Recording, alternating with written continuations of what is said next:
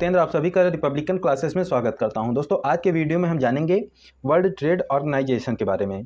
दोस्तों, हाल ही में द हिंदू में एक लेख आया है WTO के ऊपर, और उसमें लेखक ने कहा है कि WTO के सदस्यों के मध्य ट्रेड वार हो सकती है या गतिरोध हो सकता है। दोस्तों, जैसा कि हम जानते हैं, WTO की स्थापना विभिन्न देशों के मध्य व्यापार को बढ़ावा देने के उद्देश्य से की गई थी। ऐसे में इस तरह की खबर आती है तो बेहद ज़रूरी हो जाता है कि हम WTO के बारे में जानें। तो दोस्तों, आइए जानते हैं वर्ल्ड ट्रेड ऑर्गेनाइजेशन है क्या। इसके विषय में विस्तार से चर्चा करते हैं। दोस्तों, वर्ल्ड ट्रेड ऑर्गेनाइजेशन को ही संक्षेप में WTO के नाम से जानते हैं। हिंदी में इसे विश्व व्यापार संगठन के नाम से जानते हैं। दोस्तों, यह एक अंतर सरकारी संगठन है। इसमें 164 देश शामिल हैं। इसका मुख्य काम राष्ट्रों के बीच व्यापार के वैश्विक नियमों को बनाना और यह सुनिश्चित करना है कि वैश्विक व्यापार राष्ट्रों के बीच स्वतंत्र, व्यवस्थित और सुचारू रूप से हों। नेक्स्ट दोस्तों, परीक्षा की दृष्टि से बेहद ही ज़्यादा महत्वपूर्ण है। दोस्तों, परीक्षा में पूछा जाता है कि विश्व व्यापार संगठन यानी कि WTO का मुख्यालय कहाँ है। तो दोस्तों, इसका मुख्यालय जेनेवा, स्विट्जरलैंड में है। दोस्तों, WTO जो है वो IMF और WBG की तरह संयुक्त राष्ट्र संघ की एजेंसी नहीं है, लेकिन यह संयुक्त राष्ट्र के साथ मजबूत संबंध बनाए रखता है। वर्तमान में WTO में यानी कि विश्व व्यापार संगठन में यूरोपीय संघ सहित 164 देश शामिल हैं। इसके अतिरिक्त ईरान, इराक, भूटान, लीबिया के साथ 23 देशों को पर्यवेक्षक का दर्जा दिया गया है। भारत वर्ष 1947 में GATT और WTO का संस्थापक सदस्य देश बना है। तो दोस्तों, यहाँ से भी क्वेश्चन आ सकता है कि भारत WTO का सदस्य कब बना। तो दोस्तों, भारत WTO का सदस्य 1947 में बन गया था। जैसा कि हम जानते हैं, 1947 में GATT की स्थापना हुई थी, तो उसी वक्त भारत इसका सदस्य बन गया था। फिर उसके बाद ये GATT 1995 में इसका GATT जो होता है उसे WTO में परिवर्तित कर दिया जाता है। तो दोस्तों, यहाँ से हमने इसको देखा। आइए जानते हैं WTO का इतिहास क्या है। तो दोस्तों, अंतर्राष्ट्रीय व्यापार संगठन इंटरनेशनल ट्रेड ऑर्गेनाइजेशन ITO को स्थापित करने में असफल होने के बाद 1947 ईस्वी में प्रशुल्क एवं व्यापार पर सामान्य समझौता किया गया था। वर्ष 1947 में GATT पर हस्ताक्षर किए गए थे और इसे लागू वर्ष 1948 में किया गया था। GATT का मुख्य उद्देश्य अंतर्राष्ट्रीय व्यापार को बढ़ावा देना था, लेकिन यह अंतर्राष्ट्रीय व्यापार को बढ़ावा देने में अधिक सफल नहीं हो सका। इसी के बाद फिर 1986 ईस्वी में उरुग्वे सम्मेलन में GATT को प्रतिस्थापित करने की चर्चा शुरू हुई। वर्ष 1994 में मार्केश संधि की गई और दोस्तों, इसी मार्केश संधि के तहत विश्व व्यापार संगठन यानी कि WTO की स्थापना की गई।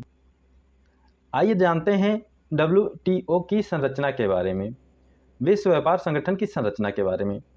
दोस्तों, इसे हम इस डायग्राम के माध्यम से भी समझेंगे। पहले जान लेते हैं ये मिनिस्ट्रियल कॉन्फ्रेंस क्या है, जनरल काउंसिल किसे कहते हैं, डिस्प्यूट सेटलमेंट बॉडी क्या है, ट्रेड पॉलिसी रिव्यू बॉडी क्या है, गुड्स काउंसिल और intellectual property council, service council, ये सब क्या है। दोस्तों, जो हमारा आज का मुद्दा है, जो द हिंदू में प्रकाशित खबर है, वो इस डिस्प्यूट सेटलमेंट बॉडी के ऊपर है। अभी हम इसकी चर्चा करते हैं। पहले हम इन सबको जान लेते हैं कि क्या क्या है और WTO का जो स्ट्रक्चर है वो कैसे है, किनसे मिलकर बना हुआ है WTO। तो दोस्तों, WTO की संरचना की बात करें तो इसमें एक मंत्री स्तरीय सम्मेलन होता है जिसमें 164 सदस्य शामिल होते हैं। दोस्तों, इसमें सभी सदस्य देशों के अंतर्राष्ट्रीय व्यापार मंत्री होते हैं। यह WTO का शासी निकाय है। शासी निकाय का मतलब जो शासन करता है। यह संगठन की रणनीतिक दिशा तय करने और अपने अधिकार क्षेत्र के तहत समझौता पर सभी अंतिम निर्णय लेने के लिए जिम्मेदार होता है। और दोस्तों, इसकी आमतौर पर जो बैठक होती है वो 2 वर्ष में एक बार होती है। परंतु जैसा कि हम जानते हैं दोस्तों, इसकी 11वीं जो बैठक हुई थी वो 2017 में हुई थी और इसकी 12वीं जो मीटिंग हुई थी वो 2022 में हुई थी। ऐसा इतना लेट इसलिए हुआ था दोस्तों क्योंकि कोविड पैंडेमिक आ गया था, यानी कि कोरोना वायरस की वजह से इतना लेट हुई। तो आमतौर पर अगर इसकी बैठक की बात करें तो दोस्तों, इसकी बैठक आमतौर पर 2 वर्ष में एक बार होती है। फिर उसके बाद दोस्तों, इसके नीचे जो इसकी सबसे महत्वपूर्ण संस्था है उसे हम कहते हैं जनरल काउंसिल, सामान्य परिषद। दोस्तों, इसमें सभी सदस्य देशों के वरिष्ठ प्रतिनिधि होते हैं जो आमतौर पर राजदूत स्तर के होते हैं। यह WTO के रोजाना कारोबार और प्रबंधन की देखरेख के लिए जिम्मेदार होता है। अर्थात दोस्तों, जो WTO के रोज के कार्य होते हैं उनकी ये देखरेख और उनका प्रबंधन करता है। व्यवहार में ज़्यादातर मामलों के लिए यह WTO का फैसला करने वाला मुख्य अंग है। और अब जो हम जिन निकायों के नीचे बात करने वाले हैं दोस्तों, वो सभी लगभग ज़्यादातर WTO की इस संस्था जनरल काउंसिल को डायरेक्ट रिपोर्ट करते हैं। अर्थात दोस्तों मंत्री स्तरीय सम्मेलन तो 2 वर्षों में एक बार होता है, लेकिन इसके जो WTO के डेली के कार्य होते हैं उनको कौन करता है, तो वो जनरल काउंसिल के द्वारा किए जाते हैं। और दोस्तों नेक्स्ट है व्यापार नीति समीक्षा निकाय, the trade policy review body. इसमें भी WTO के सभी सदस्य होते हैं और यह उरुग्वे राउंड के बाद बने व्यापार नीति समीक्षा तंत्र की देख रेख करता है। यह सभी सदस्य देशों की व्यापार नीतियों की आवधिक समीक्षा करता है। अर्थात दोस्तों यह सभी देशों की व्यापार नीतियाँ कैसी हैं, क्या होना चाहिए, क्या कमी है, इन सभी चीज़ों की देख रेख व्यापार नीति समीक्षा निकाय के द्वारा की जाती है। नेक्स्ट है दोस्तों सबसे जो इम्पॉर्टेंट है, जिसे WTO का क्राउन जेवल भी कहा जाता है, जिसे कहते हैं विवाद निपटान निकाय, डिस्प्यूट सेटलमेंट बॉडी। यह 2 स्तरों पर काम करती है। पहले स्तर पर दोस्तों जिन जो कार्य करते हैं उसको समझते हैं।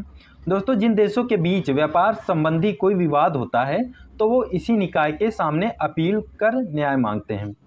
इसमें भी WTO के सभी सदस्य होते हैं। यह सभी WTO समझौता के लिए विवाद समाधान प्रक्रिया के कार्यान्वयन और प्रभावशीलता एवं WTO विवादों पर दिए गए फैसलों के कार्यान्वयन की देखरेख करता है। अर्थात दोस्तों 2 देशों के मध्य व्यापार होता है और अगर उस व्यापार को लेकर उन दोनों देशों के मध्य कोई समस्या आती है, कोई विवाद आता है, तो उसका समाधान इस विवाद निपटान निकाय के द्वारा किया जाता है। यहीं पर समझने वाली बात यह है दोस्तों कि अगर कोई देश इस विवाद निपटान द्वारा दिए गए निर्णय से संतुष्ट नहीं होता है तो इसके ऊपरी एक जो अपीलीय निकाय है, अपीलिएट बॉडी है, उसमें अपील कर सकता है। और दोस्तों ये जो अपीलेट बॉडी है, इसी का जो ऊपरी स्तर है उसमें 7 सदस्य होते हैं और आमतौर पर इन सदस्यों की नियुक्ति 4 वर्ष के लिए की जाती है। और दोस्तों इस बॉडी के द्वारा कम से कम 3 लोगों का एक पैनल नियुक्त किया जाता है जो उस मामले की जांच करता है और फिर उसके बाद उस पर निर्णय देता है। और दोस्तों इस पर निर्णय जो आता है वो सदस्य देशों के लिए मान्य होता है और नेसेसरी होता है, उनको इसका निर्णय मानना पड़ता है। वर्तमान में जो दोस्तों डिस्प्यूट है वो इसी बॉडी को लेकर है। इसमें जो ऊपरी स्तर की बॉडी है जिसे हम अपीलीय निकाय कहते हैं, उसमें जो सदस्य हैं वो 2019 के बाद USA के विरोध के बाद दोस्तों इसके सभी सदस्य इस समय वर्तमान में अस्तित्व में नहीं हैं। अर्थात दोस्तों USA ने इसके अपीलिएट बॉडी के यानी कि विवाद निपटान निकाय के सदस्यों की नियुक्ति नहीं होने दी। ऐसा इसलिए USA ने किया दोस्तों क्योंकि उसे लगता है, उसने कहा, जो रीजन दिया कि यह USA के हितों में निर्णय नहीं दे रहा है। तो दोस्तों आप जैसा कि जानते हैं कोई भी बॉडी होती है उसका गठन किया जाता है तो वो जिस देश के द्वारा किया जाता है या जिस देश का उसमें प्रभुत्व होता है वो अपने फ़ायदे के लिए उस बॉडी का यूज ज़्यादा से ज़्यादा करता है। उसी प्रकार USA शुरुआत में इस बॉडी के बहुत ही पक्ष में था। WTO की संरचना में जैसा कि हम अभी भी जानते हैं USA का बहुत अधिक मात्रा में प्रभुत्व है। तो दोस्तों उसी के विरोध की वजह से इसमें वर्तमान में सदस्य जो होते हैं 7, उनकी नियुक्ति ये USA नहीं होने दे रहा है। दोस्तों जब तक इसके माध्यम से USA को फ़ायदा होता था तब तक उसने इस बॉडी का बहुत ही बखूबी तरह से यूज किया। लेकिन वर्तमान में दोस्तों चीन व्यापार के मामले में एक USA का अच्छा प्रतिद्वंदी बन के सामने आया है और जो विकासशील देश हैं उनके पक्ष में भी जो WTO की ये संस्था है विवाद निपटान निकाय, उनके पक्ष में भी कई सारे फैसले दिए। इन्हीं को लेकर USA ने डायरेक्ट बोला है कि कोई भी देश अगर चाहे तो वो इसके फैसलों को नहीं मान सकता है अपने देश के हितों को लेकर। अगर उसके देश के हित खतरे में पड़ रहे हैं तो वो उसके लिए ज़रूरी नहीं है कि वो इसका फैसला माने। तो दोस्तों ये रही खबर। हमने स्ट्रक्चर को पहले ही डिस्कस कर लिया कि इसमें सबसे ऊपरी बॉडी जो होती है वो मिनिस्ट्रियल कॉन्फ्रेंस होती है, उसके नीचे जनरल काउंसिल होती है, फिर उसमें डिस्प्यूट सेटलमेंट बॉडी होती है और दूसरी ट्रेड पॉलिसी रिव्यू होती है। और जनरल काउंसिल में जो मुद्दे होते हैं वो गुड्स काउंसिल होती है, उसके द्वारा जो वस्तुओं के अधिकार हैं उनकी एक बॉडी होती है जिसे गुड काउंसिल कहते हैं, और दूसरी बौद्धिक संपदा के अधिकारों को लेकर एक बॉडी होती है, उसे हम इंटेलेक्चुअल प्रॉपर्टी काउंसिल कहते हैं, और तीसरी सर्विसेज को यानी सेवाओं को लेकर एक काउंसिल होती है। तो ये रहा WTO का स्ट्रक्चर। दोस्तों जैसा कि हमने शुरुआत में जिक्र किया था कि ये WTO जो है वो GATT के स्थान पे आया है, तो आइए समझ लेते हैं GATT और WTO में अंतर क्या है। दोस्तों GATT जो है वो एक सामान्य समझौता है और WTO जो है वो एक संस्थागत ढांचा है, अर्थात दोस्तों एक संगठन है। जो गैट है वो केवल वस्तुओं के व्यापार तक सीमित था और WTO में वस्तु, सेवा, निवेश और बौद्धिक संपदा शामिल हैं। गैट के निर्णय सदस्य देशों के लिए बाध्यकारी नहीं है, लेकिन WTO के निर्णय सदस्य देशों के लिए बाध्यकारी हैं। दोस्तों, विश्व व्यापार संगठन के प्रमुख जो कार्य हैं वो अंतर्राष्ट्रीय व्यापार को बढ़ावा देना, अंतर्राष्ट्रीय व्यापार हेतु नियमों को निर्धारित कर उसे लागू कराना, अंतर्राष्ट्रीय व्यापार के विस्तार हेतु सदस्य देशों को एक मंच प्रदान करना, अंतर्राष्ट्रीय व्यापार से संबंधित विवादों का समाधान करना और सदस्य देशों के बीच समझौता करवाना, वैश्विक आर्थिक नीति निर्माण में अधिक सामंजस्य भाव लाने के लिए अंतर्राष्ट्रीय मुद्रा कोष एवं IMF एवं विश्व बैंक से सहयोग करना, विश्व संसाधनों का अनुकूलतम प्रयोग करना WTO का मुख्य उद्देश्य है। अर्थात दोस्तों, विभिन्न देशों के मध्य कैसे व्यापार हो, इन सभी मुद्दों को लेकर WTO नियमों कानूनों का निर्माण करता है और उन्हें लागू कराने की कोशिश करता है, और जो इसके सभी सदस्य देश हैं उनको इसके निर्णयों को मानना पड़ता है। दोस्तों, WTO का जो उद्देश्य है, उद्देश्य की चर्चा कर लेते हैं। दोस्तों, अंतर्राष्ट्रीय व्यापार हेतु नियमों को निर्धारित करना, लागू कराना इसका मेन उद्देश्य है। व्यापार उदारीकरण के विस्तार के लिए बातचीत और निगरानी हेतु एक मंच प्रदान करना, व्यापार विवादों का समाधान करना, निर्णय लेने की प्रक्रियाओं में पारदर्शिता को बढ़ाना, वैश्विक आर्थिक प्रबंधन में शामिल अन्य प्रमुख अंतर्राष्ट्रीय आर्थिक संस्थानों के साथ सहयोग स्थापित करना, विकासशील देशों को वैश्विक व्यापार प्रणाली से पूरी तरह से लाभान्वित होने में सहयोग करना। तो दोस्तों, हमने इस वीडियो में WTO को समझने की कोशिश की। तो दोस्तों, हमने सबसे पहले देखा WTO क्या है। WTO एक अंतर सरकारी संगठन है जो 164 देशों से मिलकर बना है। इसका काम, जो मुख्य काम है वो सभी देशों के मध्य व्यापार को बढ़ावा देना है। इसकी जो संरचना है उसको भी हमने समझा। फिर उसके बाद दोस्तों, ये कार्य कैसे करता है इसको भी हमने समझा।